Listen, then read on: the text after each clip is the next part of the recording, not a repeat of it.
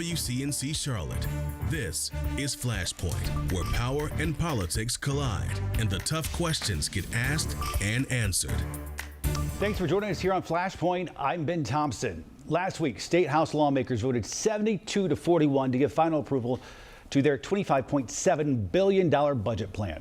9 Democrats joined all the Republicans present to vote for the plan. Democrats who didn't vote for the budget blasted its failure to include Medicaid expansion and underfunding education, among other things. The Republican-controlled Senate approved its own $25.5 billion plan in June. House and Senate Republican leaders now working out a compromise deal. The final thing, of course, still needs the governor's approval. Joining us today on Flashpoint, State Representative Dean Arp, a Republican from Union County, and Democrat Wesley Harris of Mecklenburg County. Gentlemen, thanks for coming on. We appreciate it. Great to be here.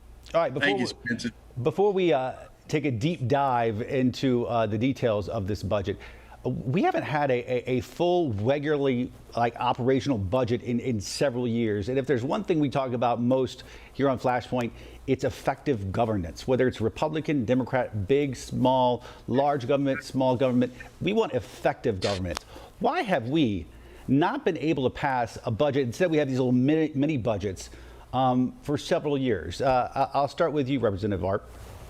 Well, I mean, simply the governor vetoed the budgets put forward. We weren't able to compromise. There was a litmus test about certain things in the budget, certain things not in the budget, not enough spending, things like that. So what we did was we deflected to your point, effective government, and passed the things in the budget that were not controversial, not in dispute. And that actually did approve about 90% of the actual spending in the budget. We have a continuing resolution. We're not like Washington where we can have deficit spending, but we also have a continuing resolution that provides funding government to go forward. It is a failure and one that we hope to not repeat this year. We worked hard to have a really good budget this year, and I'm hopeful that we won't repeat that failure. Representative Harris, are you as optimistic about this year's proposal?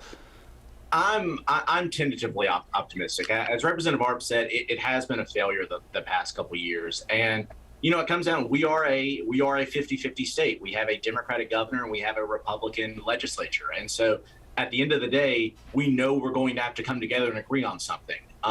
And that involves both sides. It involves both sides giving and both sides taking. And we simply have not had that in the last couple of years. And, you know, after the 2018 election, when we broke the supermajority, we had a lot of optimism that we would get some bipartisanship.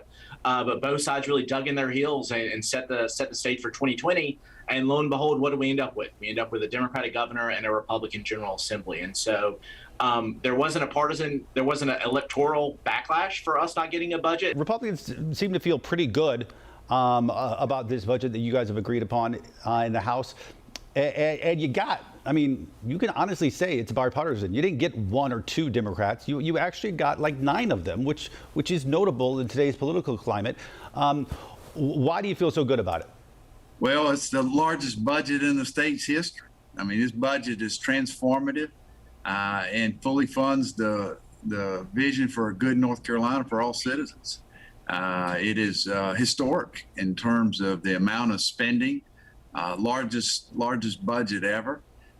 Puts more into education, more into capital, more into our mental health needs across the state. I mean, it's the largest budget in the history of North Carolina.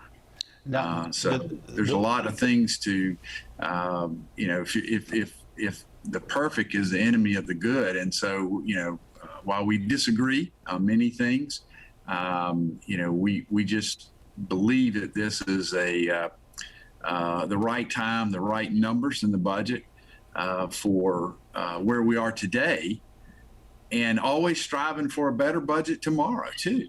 Representative Harris, the way you hear your colleagues say from Union County, I mean, this sounds like a pretty good deal, the biggest budget ever. I mean, we covered a lot of ground, but I know you disagree. Yes, I vehemently but respectfully disagree with that. We have a great opportunity in North Carolina this year. We had a lot of federal aid come in. Our tax revenues really weren't hit by the pandemic. And so we have, as Representative Czar had, we have an opportunity to have a transformational budget. But I'm afraid this simply does not do it. This is a situation where we have so much money that we can actually fulfill all the needs, all the priorities that we have of both parties, and really be pleased. But how the process has worked out, it has been one-sided. Again, we got the first look at the budget, 600 pages last Monday night, and we were voting on it on the floor on Wednesday. And so, aside from spending the money, which is good, there are a lot more priorities I wish we would have focused on. We're also having over $8 billion in tax cuts again, a lot of that going to corporate tax cuts. And there are a lot of policy provisions in this budget that are going to take powers away from the governor, powers that have undoubtedly saved lives in the last year, powers away from the attorney general that ultimately helped secure our election last year. And we're micromanaging how teachers are going to teach their curriculum and make it so they have to broadcast what their curriculum is on for public comment for everyone to see before they can even enter the classroom. And so while we have an opportunity in this budget, we simply haven't seen the reach out from the other side of the aisle to come in and actually have a conversation of what the state needs, bring in everybody, and have a budget that we can all agree on. And so that's why I voted against it. That's why the vast majority of our caucus voted against it. And I hope that as we go towards the conference report, we can bring the governor on board and really come to a consensus. Representative Art, we've got a state surplus of $6.5 billion plus billions in federal COVID relief. I mean, if not now, then when it comes to some of these priorities that Democrats talk about? I mean, if this is not the time, then will it ever be the time? Well, I think we actually are doing those priorities. Those are shared priorities. We're increasing teacher raises and pays, so 7% for community colleges, 7% for correctional officers, and across the board, 5.5%. We're raising the minimum pay from $13 to $15 an hour for our non-instructional personnel. We're walking together in the same vision and goal.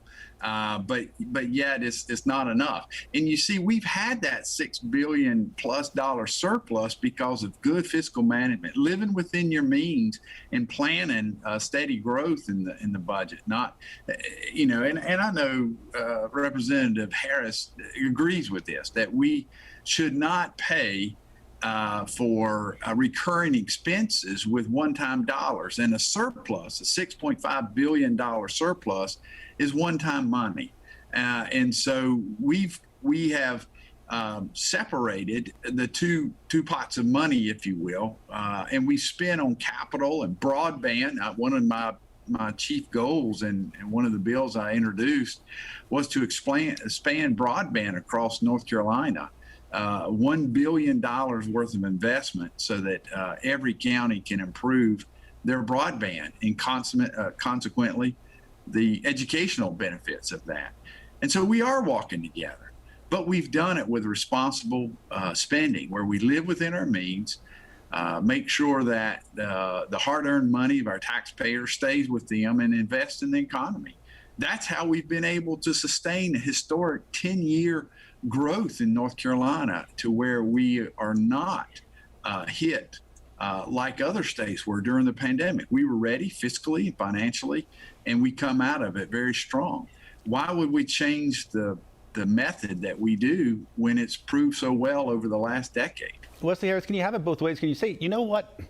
I think we should take the money that we have now. We're in a massive surplus. We should do all these things that are Democratic priorities. But you can also say, you know what? Republicans deserve some credit for that $6.5 billion we have in surplus, because they've been leading the way. Can you have it both ways? I'm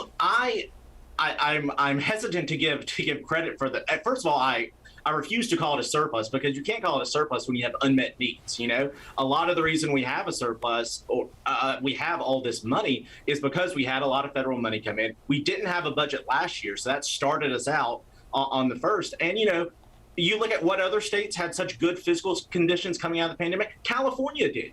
These high tax states did, and it's just because we had an industry mix that didn't have us hit by the pandemic. And why do we have that industry mix? RTP didn't happen in the last 10 years. Charlotte as a financial center didn't happen in the last 10 years. Those took decades of strong investments in our people. And, it's funny when we talk about, we don't want to take all this one-time money. We want to live within our means. At the same time, we're cutting taxes that are preventing our ability to have these long-term sustainable investments in what's really going to grow the state. And if you look at growth rates over the past 10 years, we have grown slower than the country as a whole. We've grown slower than Tennessee. We've grown slower than Georgia, and we've grown slower than South Carolina. All of those states haven't even touched their tax rates. They're still double our tax rates in most instances. And so just to say these things, it's a complicated issue. And that's why we have to come together to get all these different mindsets in the room to talk about what's best for growing North Carolina. And so to say just one side gets the credit for all of it is just, it's disingenuous, and the data just doesn't back it up. I want to talk about the things. I disagree that it's been the surplus is easily defined. It's more money coming in than we expected in the revenue. It's just simply that.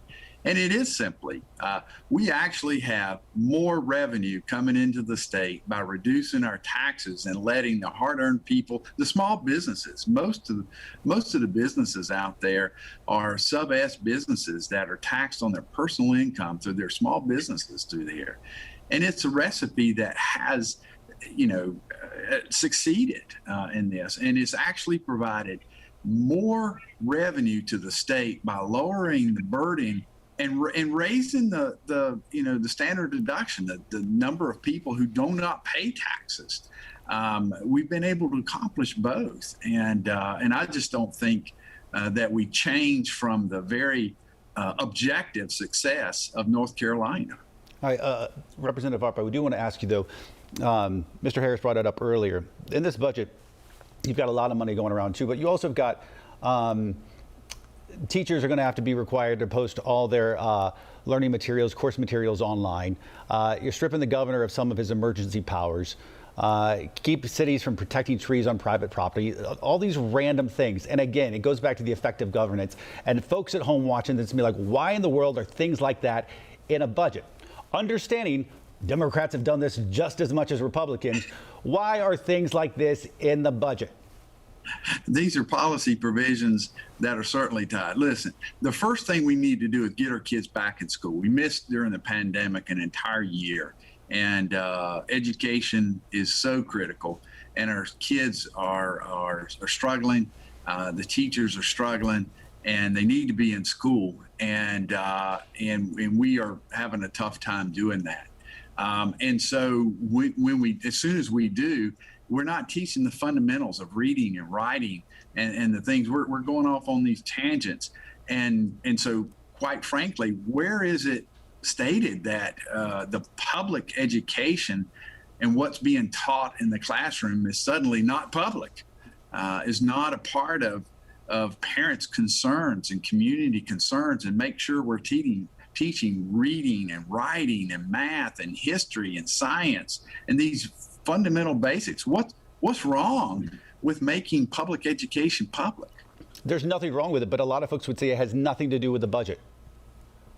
Well, why? Because we fund education with the budget. Well, I don't understand why that's a disconnect.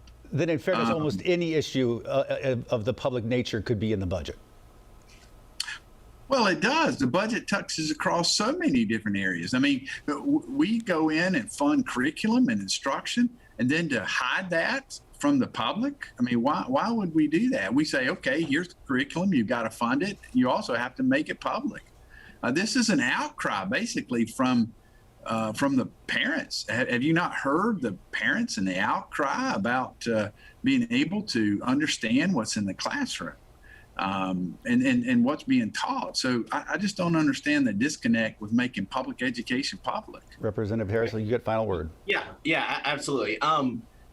Public education is public. We have locally elected school boards. We have locally elected county commissions that choose our curriculum. We have trained teachers who go to school, who understand and know what the best curriculum is for our kids. And again, city council doesn't have their decisions decided by popular referendum by the state, and a corporation doesn't have referendums to decide what they're thinking. They hire the people and they trust them to do their job. And our state should be doing that with our teachers too.